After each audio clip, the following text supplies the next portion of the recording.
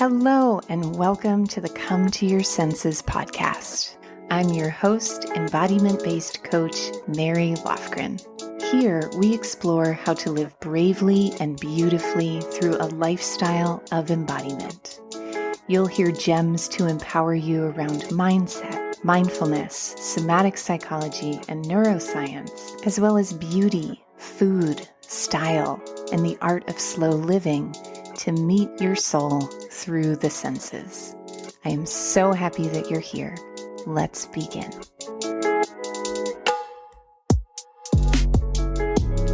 Hello, beautiful beings, and welcome to Come to Your Senses.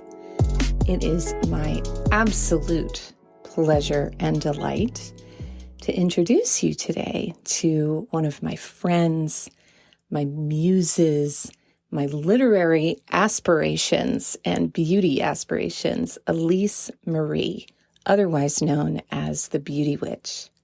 Alise is a writer, a potion master, a savant of the senses, and I'm so excited to share this conversation with you, which is all about how to bring more magic into your beauty practice. Here at Come to Your Senses, beauty is God made visible. It's a tangible glimpse into the liminal and the limitless. And I'm so excited to share this conversation with you that I know will inspire a more sacred, more sensuous, more sovereign relationship to your own beauty. Alise is also one of our guest teachers and artists at the Come to Your Senses Coterie. And so know that this conversation is just one stem in the full bouquet of resplendence and radiance that you receive when you become a member of the Come to Your Senses Coterie, which begins in January and ends for enrollment on December 12th. So you can head to alifewellsavored.com to learn more. And without further ado, I bring you the Beauty Witch.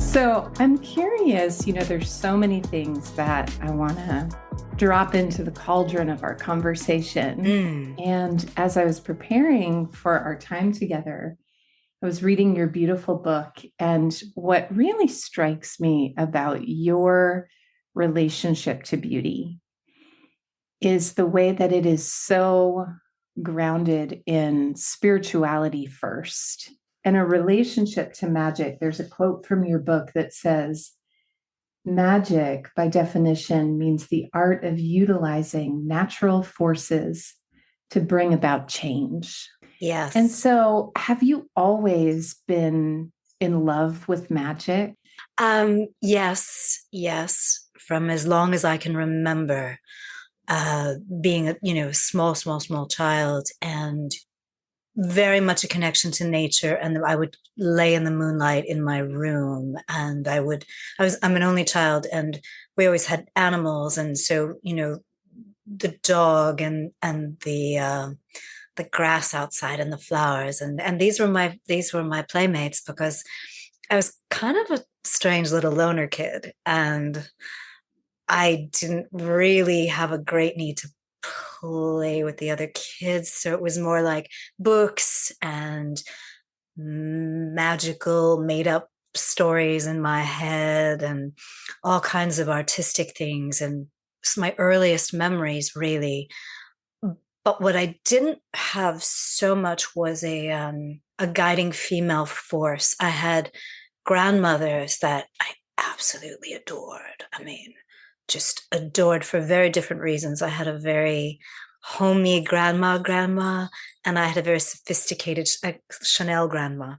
And very different. Power couple. Very different. And one really would take me outside at night, and we'd look at the moon, and she'd show me the night blooming flowers. And the other one would take me to her, what I would later come to call a beauty altar, her dressing table and all her bottles and all her, bespoke clothing and her wardrobe. And she was very, very particular.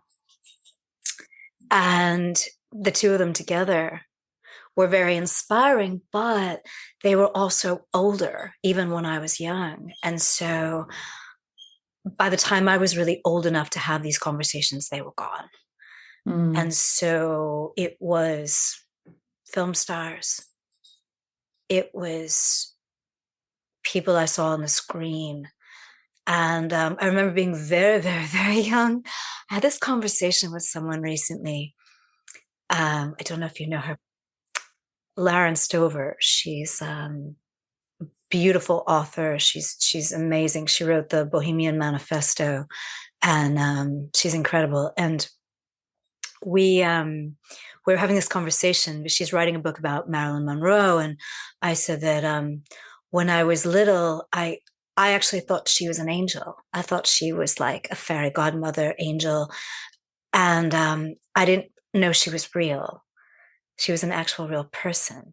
These were the kind of things that really sparkled to me. It was the inner light too. It was just that inner, I always say, your inner cauldron just being stoked. These women were, all of these women I'm talking about, my grandmothers included, were incandescent. So yeah, there's very much a spirituality involved. There's very much I always say it's like you're taking this act of, just getting out the door, getting yourself ready, and you're elevating it to the level of ritual. What I was really moved by when you were describing your grandmothers and the film stars is like this real constellation in the makeup of what we might call beauty witchery or magical beauty, where there was the self-respect and the connection to the earth and the moon and glamour. And I appreciate what you said about how some people will receive it and some people won't. And I know that, for many of my clients, for example, whenever I coach with them, we always do a beauty discovery session, which is basically like how to style yourself according to your soul's expression. And one of the things that we often come up against is like, oh, I couldn't wear a hat. I couldn't wear a fur collared coat or, an expressive lipstick. And so I wondered if you might share a little bit about just your relationship to glamour as a spiritual practice. Well, I really feel it. I want to say see it, but I feel it as an extension of how I'm feeling. It goes both ways. And I think we've also talked about this before, where it's part of you. So for me, I don't have to be dressed up to feel glamorous, but I like it. And I like the magic. There is magic in clothing, in color, in jewelry, of course, in adornments. And I don't take any of that lightly. I think it's, and like you say, it's part of the individual. I do, some of my readings are astro beauty readings. And so they're natal chart readings, but they're geared toward what's going to, kind of resonate with you as an individual. And with my clients, it's funny because I'll always say, if something doesn't resonate with you, it's exactly where you need to look. And that happens a lot. They say, it's like, oh, I can't wear a hat. Okay, well, what's that about? Yes. Very much. Hats are a gateway drug, I feel like. If you can hats wear a hat, are a gateway drug. I love it. If you can rock a hat, and hats are such a versatile way to bring expressiveness to, yes. even if you're just wearing yoga clothes underneath a fall coat, if you have a hat on, you are a remarkable woman instantly. Exactly. Oh, I mean, I think we were talking about this too. How many times have I run out in the middle of the day in a nightie because I'm home working on my computer, throw on the coat, throw on a hat, throw on some lunettes, and everyone's like, wow, you're stylish. Yes. I've got a nightie on. You don't, but it's a nice one, but you don't know it. But and suddenly you're this mysterious creature with the trilby and the shades and the trench coat, Totally. That happens to me all I bet it the does. time. All the time. I bet it does. It's all about accessories and boots and shoes and then of course Chanel grandmother would say, take one thing off before you go out the door. Right. Take one thing off. Take one thing off. You're tiny. Don't overwhelm yourself with adornments and clutter. So there's that too. But I think a little bit of clutter is nice. I agree. I like some clutter. One of my absolute, I would say like my aspirational style icons are the women of advanced style. Do you know that movie? Oh, yes, I do. They're lovely. Iris and all those ladies. Yes. Wouldn't Well, that be amazing? Diana Vreeland, one of my favorite stories about her is when she was interviewed in her great red living room with, endless just patterns and my mom has a very simple style, and I imagine my mom going in there and like spontaneously vomiting because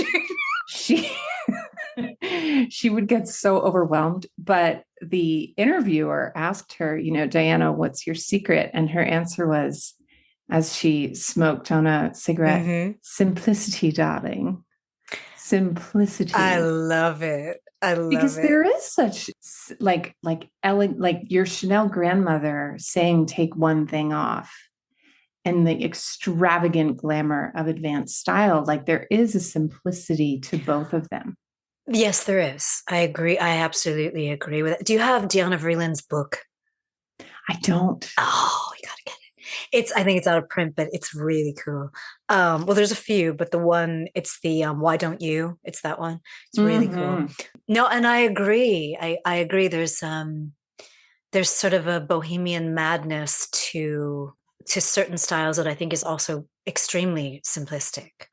It's like, no, it all goes. If it's beautiful, it goes. If it makes you happy, it goes. Done. That's right. There's a certain amount of beautiful chaos that I kind of operate in. And I should probably do a little bit less of that. I should probably streamline a little bit, but I don't really see that happening. So, well, something that I find so grounding in style, in time management, in any area of my life where I want to get my shit together or have some sense of harmony amongst the chaos. And this feels like a very feminine, magic-based way of being, is like really knowing your values. Yes. And so like my style values are like expressiveness and telling a story with my style. I love that.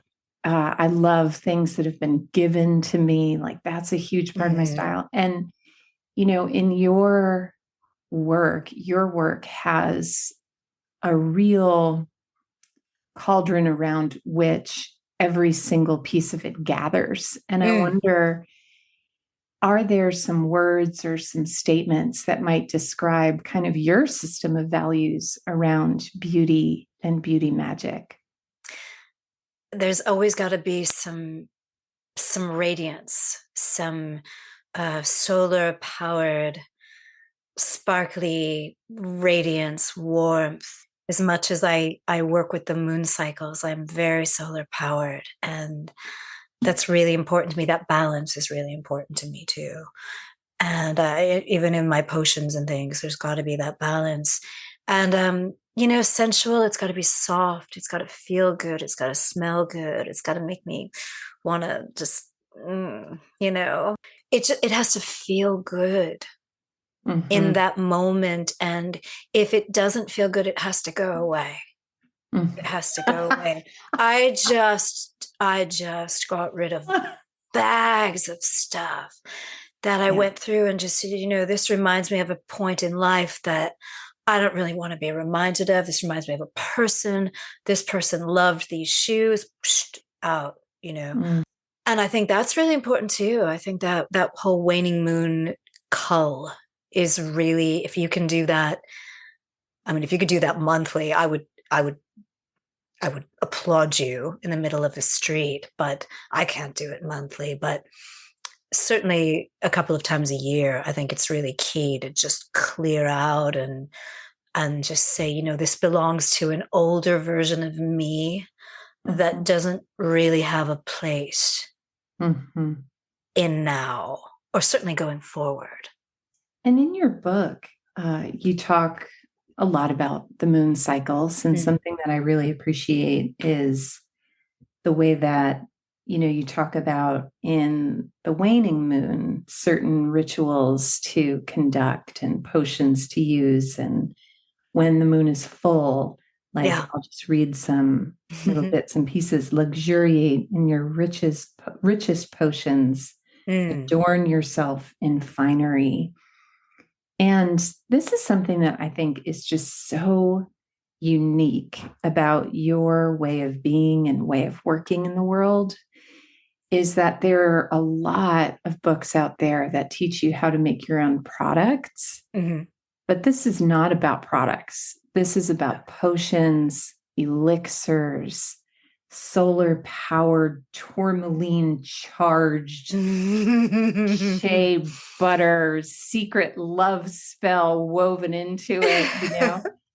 And I wonder, for our listeners, I think, like, what I'd really love to know, it's kind of an open question, but just that crossover from a beauty routine, which I imagine many of our listeners have a lot of beauty routines, to this act of ritual. Like, what was that like for you? And where might someone begin if they want to make that crossover?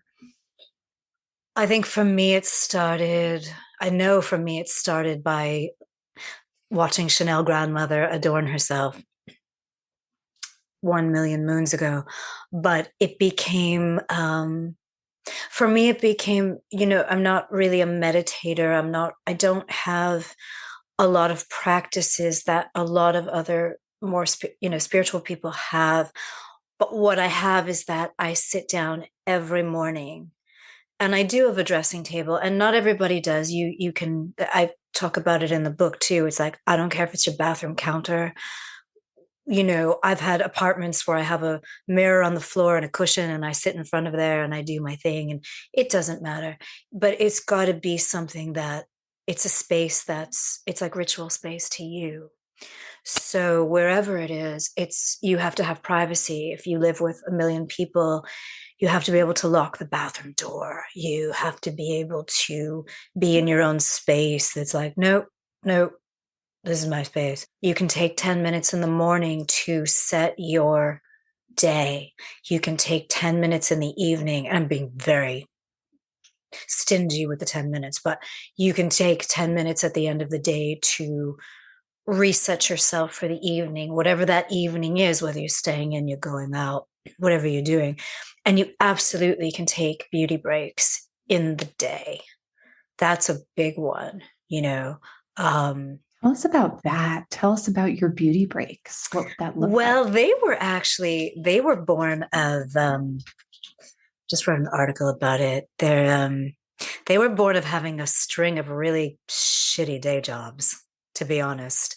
And started developing what I would call my mojo bag, which was just, now I have this beautiful wine colored velvet bag, and, you know, keeping your little trial sizes of your serums and your sprays and whatever you have, maybe a crystal, maybe it's your tarot cards, maybe it's definitely your perfume, your lipstick, whatever it is that you need, and just grabbing it, going into the ladies' room, restroom, locking the door. No one really has to know where you are. It's none of their business or what you're doing. And just, you know, like looking in the mirror and just kind of going, all right, this has been a day. What do I need to do to get back into my power? And so out comes the stuff. You have a mist, maybe a crystal infused mist that you've made. And I always take dab a little serum, and just in the cracks, in the dry parts, and give it a fluff of the hair and a spray of perfume and lipstick. And I always, sort of roll my shoulders. And, finally you go back out there and you're like, you know what? You can't touch me. You can't get me down because I just took that time. So I think that that's crucial, especially if you are like very many people where you're doing something day to day that you don't love and you need that escape. And while you're working on doing the thing that you love and creating that out in the world, at least take that time for yourself. And then morning, evening, same thing. This is how you're starting your day. This is how you're going to set your energy. And every time you go back to that, you're going back to the temple of the body. You're going back to worshiping at your own altar. And you will feel better and you will change your own energy. One of the things in your book, if you hear a little background noise, I'm just picking it up here, but there's a chapter called The Female Gaze. Mm-hmm. And I'm pretty obsessed with, this idea of expanding the aperture of our conditioned gaze around beauty, which is such a narrow, conformist, really supremacist system of beauty, and opening like something I love to just say and also remember is like, beauty is or beauty isn't. Mm. Like there is such inherent beauty in all things. Yes. And for you, are there any ways that you find helpful to interrupt that static that comes into our minds around our unworthiness based on how we deviate from that narrow moving target of patriarchal beauty standards? I think there's a few things. I feel that there's that returning to your body, your temple, like we're talking about, appreciating you, appreciating what makes you different, appreciating what society may call a flaw. But also, growing up too, like everyone, I had things I wanted to change about myself, things that, what could you do about it, really? And I remember, getting very much into like the European movie stars versus the Hollywood movie stars, and singers, and saying like, wow, they really all have their own look. They really are just them.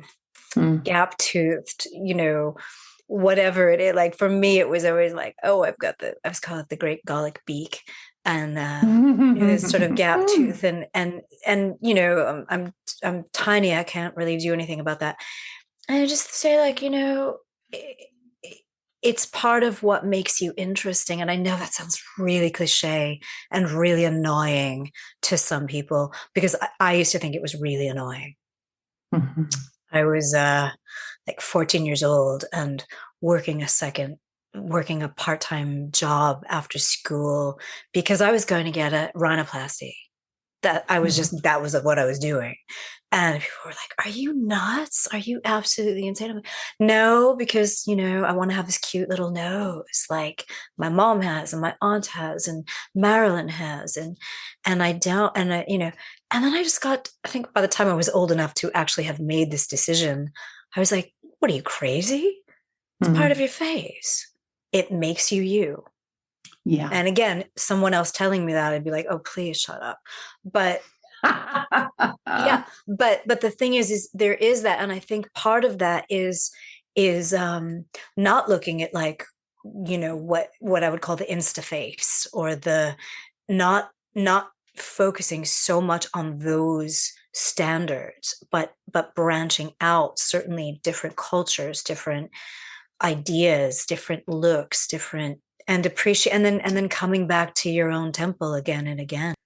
The other day, I was talking to Betsy Prelou, who's the Oh yeah. author of Seductress, and Yeah, she great book.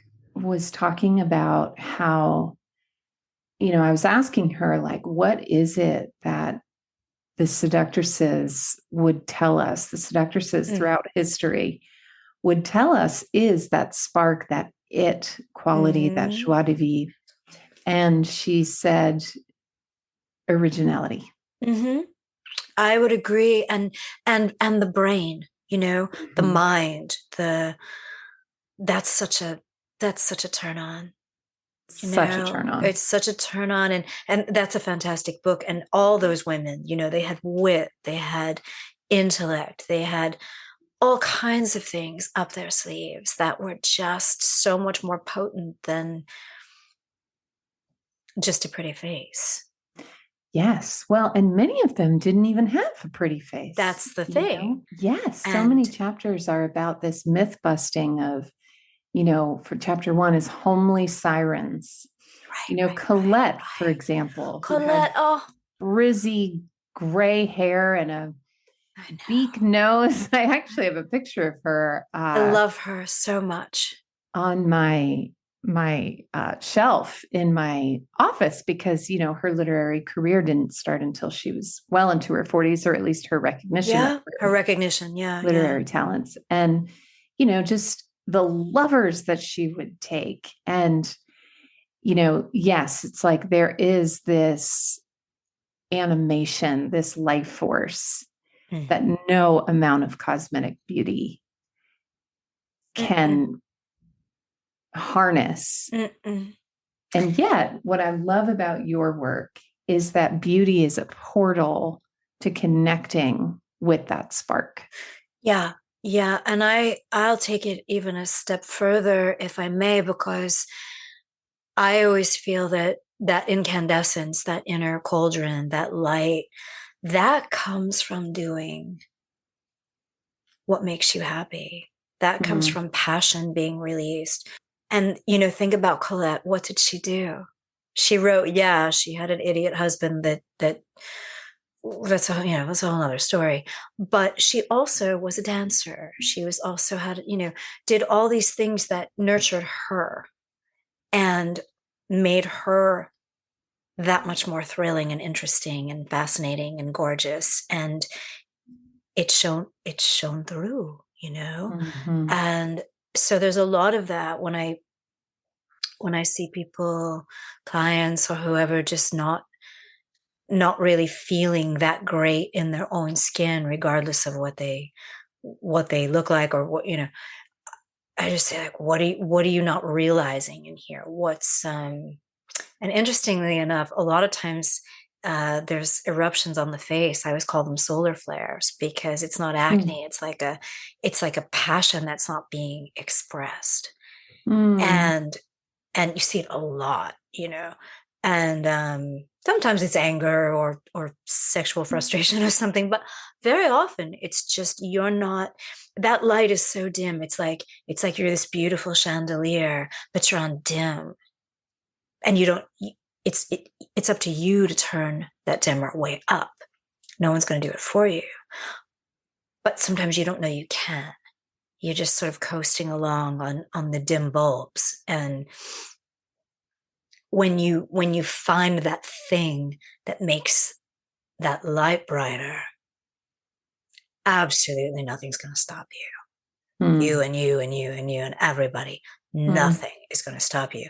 And that's, I think, the biggest thing. And in where we are now in the world, and astrologically, it's such a time to find that passion and take it out into the world. And not everybody's going to be able to make a living on it immediately, or, anything like that. But it's the point of doing it, whether it's a hobby, it's a part-time thing, it's a full-time, I'm crazy and I'm going for it, whatever it is, that has to be out there, because that's going to save you.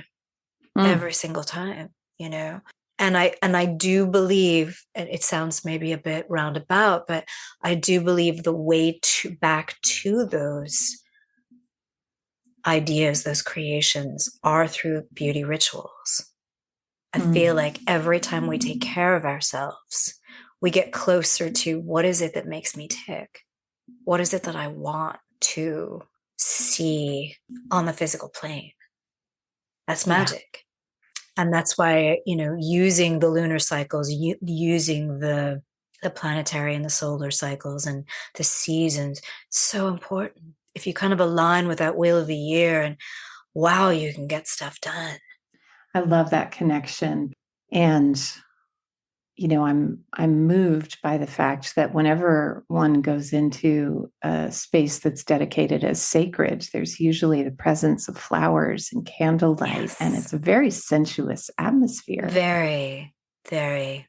That seduces the body into a state of relaxation and opens up that inner cauldron of truth, Speaking of the sensual, I want to just read, if I may, a little something from your website because I just love the way you write so much. Thank you. And I feel inspired to cast a spell from, how do I say this product? The La Sorcière?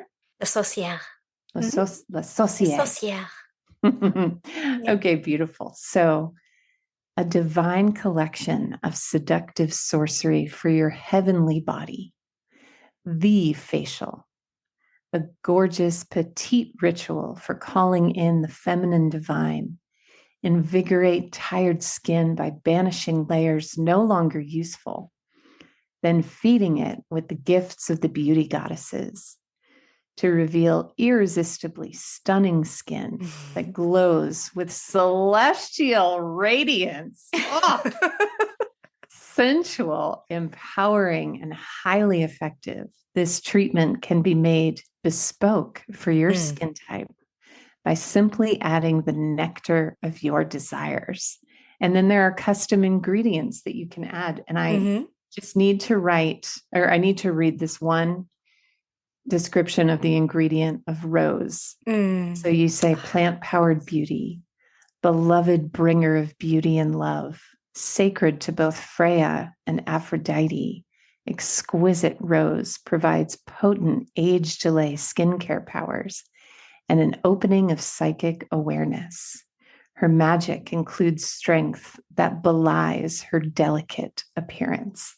Like, what? Oh my God. And then just apple, and I mean, even chickpea. You even know how to seduce us through humble chickpea flour.